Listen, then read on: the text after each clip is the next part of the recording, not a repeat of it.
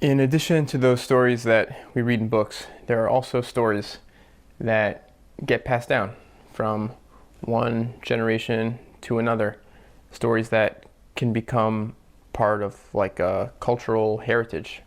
They are stories that you might hear over and over again, and they get absorbed into the body in a very basic kind of way. And so for me, that particular story, that kind of story that I'm thinking of, is the story of the immigrant experience and the story of the refugee experience. Both my parents from different countries at different times, different points in history, and everyone that I knew growing up, all my friends in school, were the descendants of immigrants and very often refugees. On my wife's side of the family, for example, it's a family that was almost entirely wiped out in the Holocaust, and what remains are just those stories of survival, of barely surviving the most extreme, horrific circumstances, and stories of survival and stories of flight from terror, from death. And these are stories that I've heard told firsthand testimony tens and tens of times. Every year, my community commemorates the Holocaust Remembrance Day.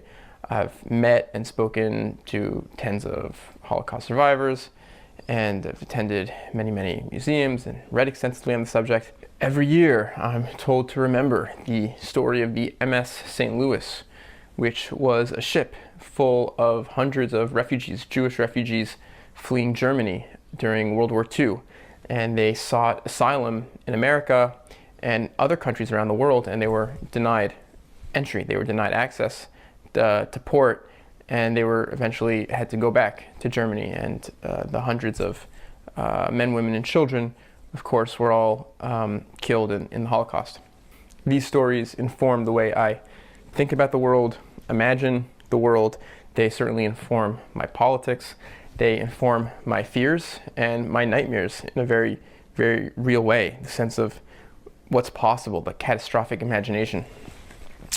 And of course, they permeate a lot of the literature that I read, the literature that's sort of produced within this community of Jewish writers and immigrant, the children of immigrants, the children of refugees. And so one example of that is this book that I love, which is The Labor of Life by Hanoch Levin. And he has a story in here called The Child Dreams, which is very much just sort of a really interesting, artistic play on this story of the refugee experience. And in Act 4, is it Act 4 or Act 3? Act 3 is the depiction of a boat of these refugees. It's not specifically a Holocaust play or Holocaust story. We're not told the ethnicity of these refugees, of course, that's not the point. But it's just the story. It's like this essential, basic story of the refugee experience. And they're in a boat, and they're seeking entry at a port, and they get denied entry. And the refugees are trying to plead with the governor and the people at the port. They say how terrified we are of death. We don't want to die. We just want a single plot of land, nothing else. Just give us a place to stand and live, and we won't complain. And someone from the island responds to them. We know human beings. If once we give you a plot of land, you're going to want some food too, or you're going to want something else. It's not so simple. And then there's this very dramatic scene at the end, and I mean, every time I read this, it's like it's really like getting punched in the gut.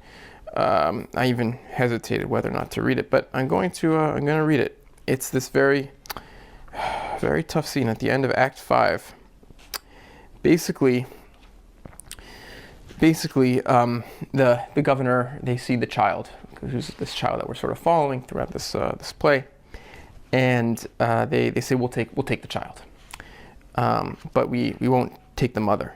And so this is a scene that I thought a lot about when the child separation policy was in the news a lot, when America border agents were separating parents from their children at the southern border. So I definitely thought of this scene a lot. So first the mother pleads, I'm his mother, how can you take him without me? And the governor says, we've got a lot of orphans here. There's some more pleading. The mother explains to the child that my son, my beloved child, luck has favored you. A crack has opened in the wall, and only you will flee through it. The child is a very young child. I don't really know the age, but I can't help but imagining the child being roughly the age of my child. The child responds, remembering something the mother said earlier on in the play. Quote, "Mother, I know you don't really mean it. I remember how you told me before we sailed. Never will I part from you. Never." The mother, "My son, forget what I told you." The child, "Mother, then too you told me that even if you're forced to, I'll know you don't really mean it, and never shall we part." The mother, "My child, listen to me. Parting is hard for you and for me, but we can't be together anymore." The child, "And that will be our secret. That's what you said." The mother, "But I'll come back someday, you'll see." The child, "That never under any circumstances will we part." The mother, shaking the child, "Something changed. Listen to me. There's no time. I'm your mother. I gave you life. But the way our world is built, life is now there, with that man, and with me, only death." The child, "I understood, mother. I understood. We really will part. But really we won't part." The mother hits the child. Forget everything. Forget what I said. Really, really, really we have to part. Now forget everything and go, and don't come back." And she forces the child onto the island, and the child fights and fights.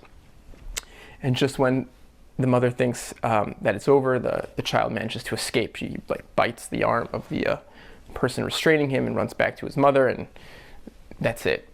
The child does not get adopted by the governor of the island, and so he continues on with the mother. And of course, we know as the readers, and the mother understands that this of course seals the fate. This is the death of the child, basically.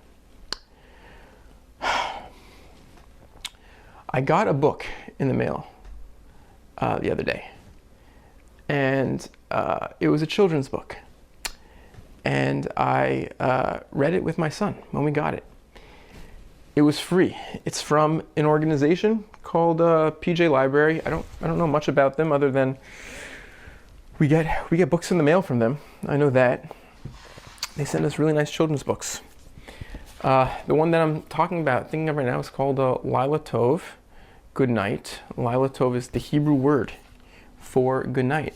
It has this nice picture on the cover of a girl, and you just get the sense of, these are the kind of thin children's books that we get in the mail from PJ Library, and they're on Jewish themes, or they sort of reflect values of pluralism and the diversity of views and cultures within the Jewish community. And so we like them. They're nice. My son likes them, so we're always excited when we get a book in the mail. And I can read to him, or he can read it to me now because he's starting to read beautifully. And yeah, so if you guessed based on the title, Lilah Tov, which is the Hebrew words for good night, and the subtitle, which is good night, and this nice little picture, you might think, oh, this is maybe the Jewish version of Good Night Moon, which of course is the classic beloved children's book, where the narrator, I guess, says goodnight to all the inanimate things in his room and in the world and in the house. Good night this, good night that, good night. And in a way you'd be totally right about that. Let's see here. There's this really nice, beautiful opening picture here of the little girl with ducklings. I love the artwork. The first The first picture here is really nice. I don't know if you could see it. I hope you can. I don't know. It says, "It's been a long and beautiful day. The sun is setting, light fades away." I'll read to you a little bit and you'll just get a sense of what I'm saying. This is very much like the Jewish version of a good night moon. "The moon is rising big and bright, time to wish everyone good night. Lilah Tov to the roosters and hens. Lilah Tov to the bears in their dens. Lilah Tov to the bats in their caves. Lilah Tov to the beach and the waves. Lilah Tov to the clouds in the sky. Lilah Tov to the stars way up high. Lilah Tov to the fish in the sea. Lilah Tov to the birds in the trees." And we'll stop there. You get the point. And so it's very, very simple, very sing-song, not surprising, but the artwork actually tells a different story. And so I will now show you some of these pictures that were on the page, on the pages that I was reading. So for "The moon is rising big and bright, time to wish everyone good night," is this picture right there. It's a family packing their bags. In the Lilah Tov to the roosters and hens, we have the family sort of setting off on a journey. And Lilah Tov to the bears in their dens. I don't know if you can see that or not. They're walking in the snowy woods. There's a campfire scene. For the beach and the waves, they're getting onto a boat. To the clouds in the sky. It's not so easy for me to show this to the camera, but they're on the boat. To the stars way up high, people are sleeping on the boat. And it was at this point that my son asked me, why are they on a boat? And that's tough, because I know the answer. The answer that I know is obviously that they're fleeing for their lives. That's the answer. But you don't really want to say that to your child at the age of 5. So you ask him, why do you think they're they're traveling? And of course they arrive somewhere. At the end they arrive at a house. But yeah, that's it. That was a sort of an affecting experience, an affecting children's book. And so I just thought I would share that with you. Thanks for watching.